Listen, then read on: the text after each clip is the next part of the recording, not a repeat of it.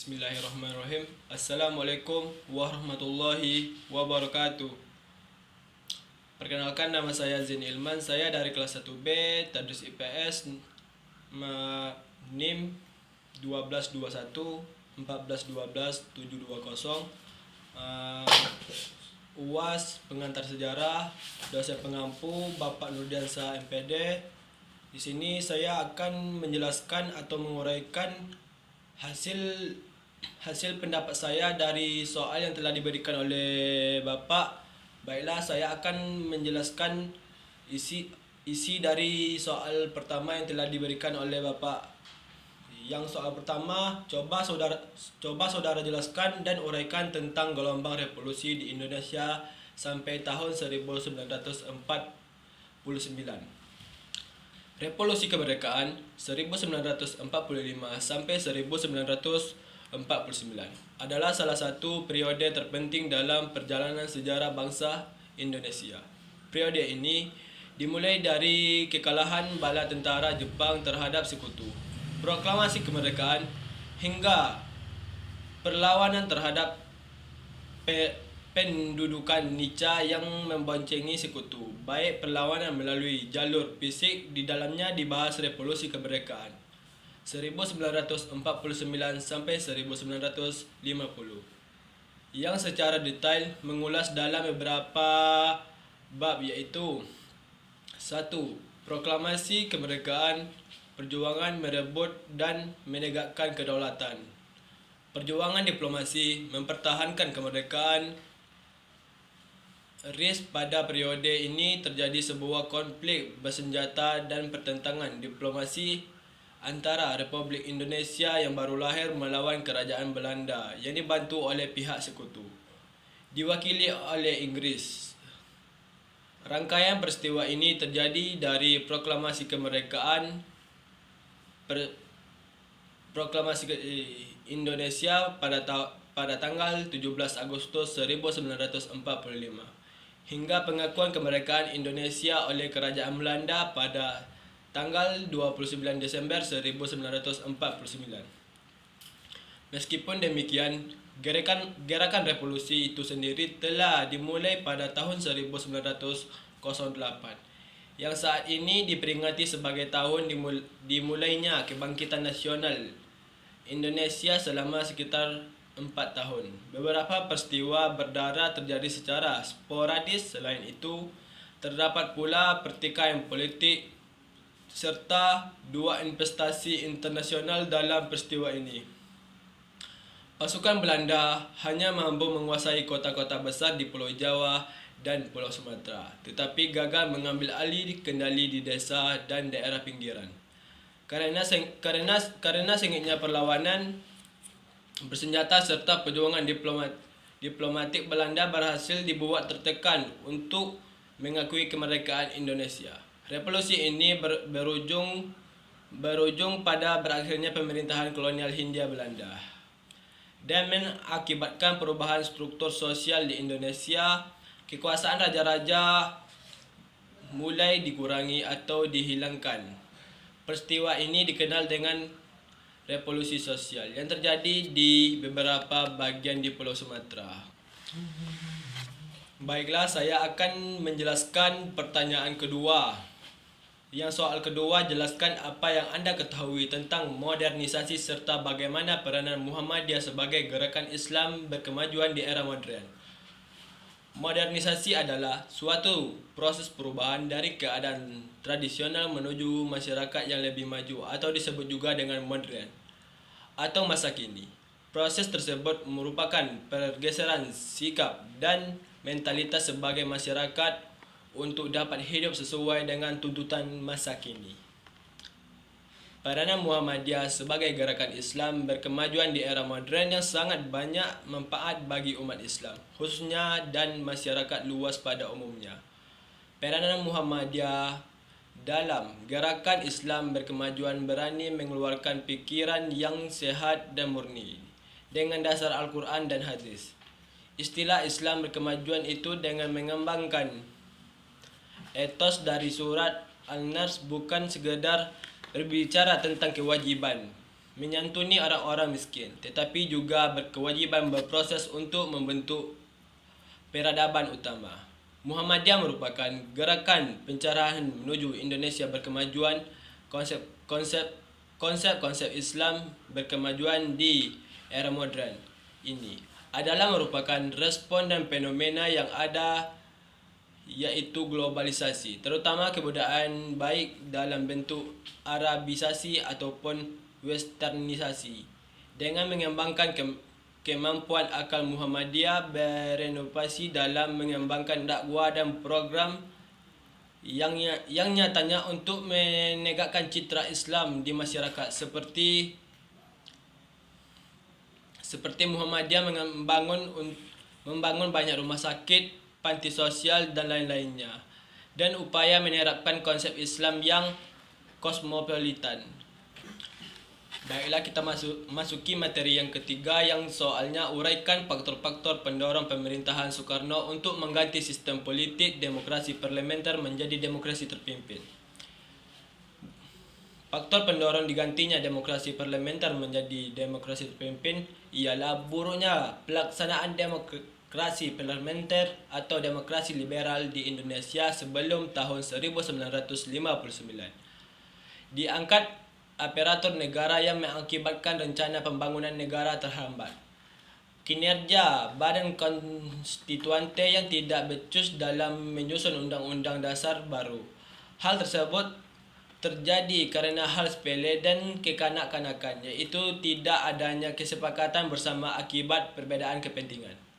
Semakin banyaknya gerakan separatisme atau gerakan yang ingin memisahkan diri dari negara atau membawa daerahnya, atau dengan garis keras ingin mengambil alih kekuasaan, atau dengan garis keras mengambil kekuasaan. Gerakan separatis ini terus bergejolak pada masa itu sehingga mengancam kesatuan NKRI, mengancam keamanan negara, serta memicu disintegrasi bangsa atau perpecahan. Pergantian kabinet yang tidak becus mengurus negara dalam demokrasi parlementer atau demokrasi liberal.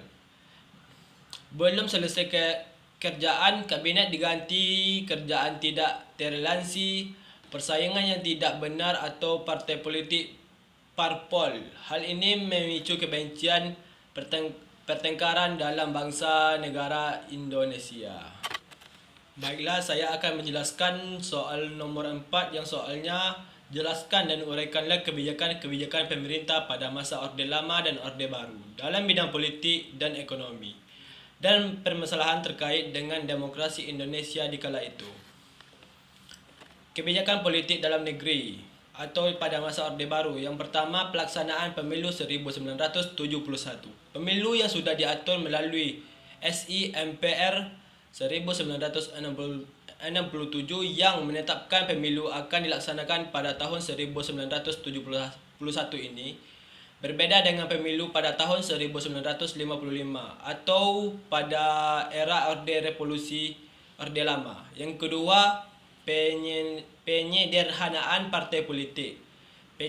Penyederhanaan partai politik menjadi 2 partai dan 1 golongan karya, yaitu Partai Pengasuhan Pembangunan atau disingkat dengan Partai P3. Yang kedua, Partai Demokrasi Indonesia. Yang ketiga adalah Partai Golkar. Dan yang selanjutnya, dui fungsi ABRI. Dui fungsi ABRI adalah peran ganda ABRI sebagai kekuatan pertahanan dan keamanan dan sebagai kekuatan sosial politik. Yang keempat, pedomanan penghayatan dan pengalaman Pancasila atau P4, pedomanan penghayatan dan pengamalan Pancasila atau PA4 atau eksperimentasi parasan bertujuan untuk memberi pemahaman kepada seluruh lapisan masyarakat mengenai Pancasila. Kebijakan politik luar negeri Indonesia antara lain: yang satu, Indonesia kembali menjadi anggota PBB. Yang kedua, pemulihan hubungan diplomatik dengan Malaysia dan Singapura dan pemutusan hubungan dengan Tiongkok. Yang ketiga, memperkuat kerjasama regional dan internasional. Indonesia mulai memperkuat kerjasama baik regional dan internasional dengan melakukan beberapa upaya, yaitu turut serta membantu ASEAN. Yang kedua mengirimkan kontingen Garuda dalam misi perdamaian.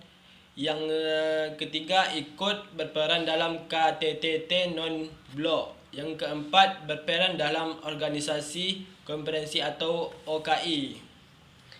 Yang selanjutnya kebijakan ekonomi yang dikeluarkan pada masa Orde Baru. Yang pertama rencana pembangunan 5 tahun Repalita. Repalita terbagi dalam 6. Yang pertama Repalita 1, yang kedua Repalita 2, yang ketiga Repalita 3, yang keempat Repalita 4, yang kelima Repalita 5, yang keenam Repalita 6.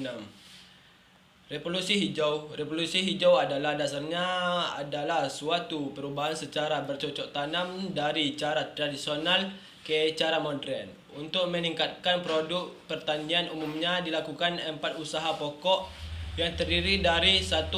Intensifikasi 2. Yang kedua ekstensifikasi, yang ketiga diversifikasi, yang keempat rehabilitas. Kebijakan politik pada masa pemerintahan Orde Lama tahun 1945 sampai 1966. Yang dalam isinya pembebasan Irian Barat dari Belanda. Yang kedua konsep Nasakom. Yang ketiga doktrin Manipul Uzdek. Baiklah, saya akan menjelaskan isi soal nomor 5. Soal 5 yang berbunyi, jelaskan dan uraikan dengan jelas proses demokrasi di Indonesia dari masa reformasi sampai masa sekarang ini adalah yang harus diperbaiki terkait dengan kondisi bangsa saat ini. Baiklah, saya akan menjelaskan isi dari soal yang nomor 5 yang telah saya bacakan. Demokrasi Indonesia periode reformasi 1998 sampai sekarang. Soeharto terpilih kembali sebagai presiden pada sidang umum MPR pada Maret 1998. Tetapi penyimpangan pada masa pemerintahan Orde Baru membawa Indonesia pada krisis multidimensi, diawali krisis moneter yang tidak kunjung reda. Krisis moneter membawa akibat terjadinya krisis politik di masa tingkat kepercayaan rakyat yang terhadap pemerintahan begitu kecil. Kerusuhan terjadi di hampir setiap daerah di Indonesia. Akibatnya pemerintahan Orde Baru di bawah pemimpinan Presiden Soeharto terperosok dalam kondisi yang diliputi berbagai tekanan politik baik dari luar maupun dari dalam negeri. Dari dunia internasional terutama Amerika secara terbuka meminta Soeharto mundur dari jabatannya sebagai presiden. Dari dalam negeri timbulnya gerakan massa yang dimotori oleh mahasiswa turun ke jalan menuntut Soeharto lengser dari jabatannya. Lengsernya Soeharto, tekanan massa mencapai puncaknya ketika sekitar 15.000 mahasiswa mengambil alih gedung DPR atau MPR. Akibatnya proses politik nasional praktis lumpuh. Soeharto ingin menyelamatkan kursi kepresidenannya dengan menawarkan berbagai langkah seperti perombakan atau reshuffle kabinet dan membentuk Dewan Reformasi. Tetapi pada akhirnya Presiden Soeharto tidak punya pilihan lain kecuali mundur dari jabatannya. Presiden Soeharto pada tanggal 21 Mei 1998 di Istana Merdeka menyatakan berhenti sebagai presiden dengan menggunakan Undang-Undang Dasar 1945 Pasal 8. Soeharto segera mengatur agar Wakil Presiden Habibie disumpah sebagai penggantinya di hadapan Mahkamah Agung. Kerana DPR tidak dapat berfungsi akibat mahasiswa mengambil alih gedung DPR. Kepemimpinan Indonesia segera beralih ke Soeharto ke B.J. Habibie. Hal ini merupakan jalan baru demi terbukanya proses demokratisasi di Indonesia. Kendati dipulati konversi tentang status hukum, pemerintahan Presiden B.J. Habibie mampu bertahan selama 1 tahun. Itulah hasil penjelasan dari saya. Assalamualaikum warahmatullahi wabarakatuh.